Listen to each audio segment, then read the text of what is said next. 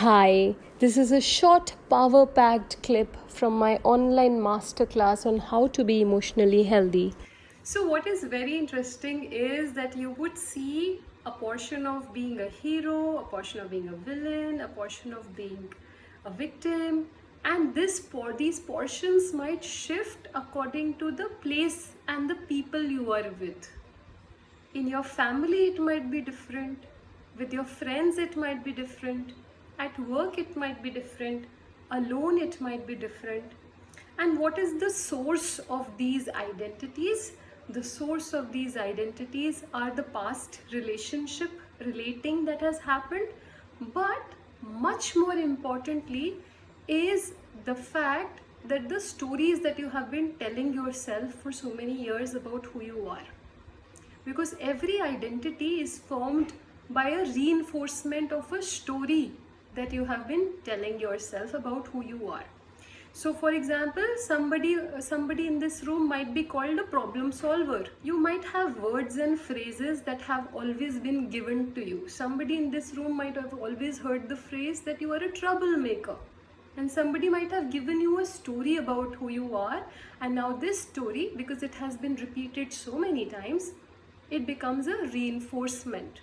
You might have a story about you being a failure, or you being a success, you being a good-hearted person, you being a bad-hearted person, etc., etc.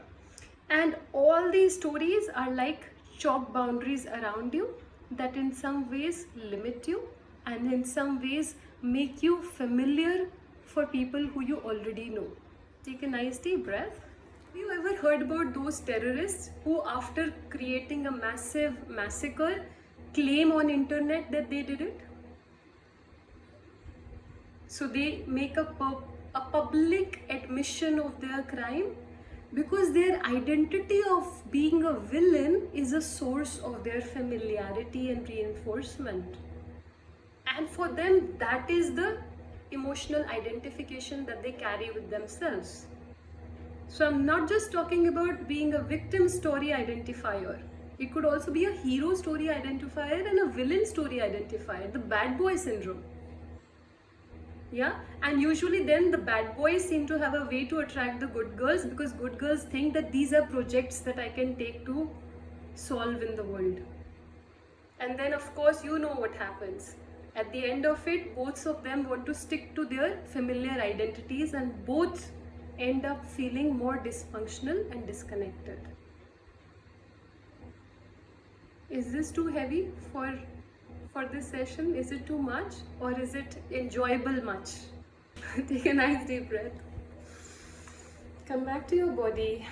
See how your body feels. Are you at peace? The one secret tool with which you can make all of these roles less habitual and more conscious, which also means that you would upgrade your software, you would upgrade your agency and the paradigms from which you are living your life, is to cultivate a fourth role. And that role is the role of being a witness to yourself. So you have the hero, you have the villain, you have the victim. Now from now on you would have the witness of all of these. And so every time you are the crybaby, or you are that knight in shining armor, or you are that angry Voldemort, the villain, you would also have the fourth witness. And just see what happens when you look at yourself from the witness mode. And that, my friend, is the beginning of the changing of your life script. I can write it and I can stamp it with Janata. Cultivate the witness. And so you go, and when you come back, we will practice cultivating of the witness. If you are able to witness yourself moment by moment, something extraordinary happens. You get to slow down, get to observe who you are when you are behaving out of your default programs.